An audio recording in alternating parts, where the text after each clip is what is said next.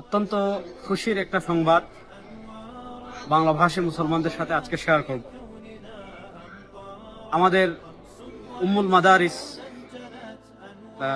দারুল উলুম হাটহাজারীর ইসমুদ দাওয়া বিভাগের সম্মানিত মুশরিফ, আমাদের অত্যন্ত শ্রদ্ধাভাজন মাওলানা সাঈদ আহমদ হাফিজাহুল্লাহ লিখিত 2 খণ্ডের একটা বই, কোরআন ও সুন্নাহর আলোকে ঈমান ও আকীদা, দারুল ফিকির থেকে এটা প্রকাশিত হয়েছে। আলহামদুলিল্লাহ।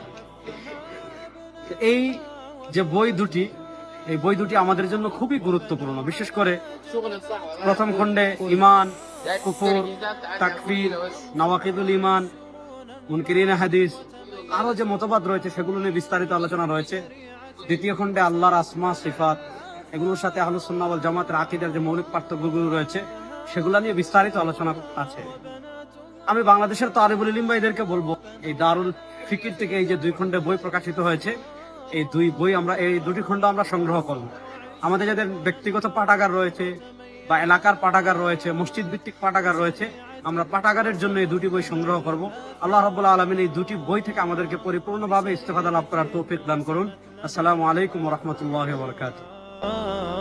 25 انجلت أنوارا وتهاطلت في كوننا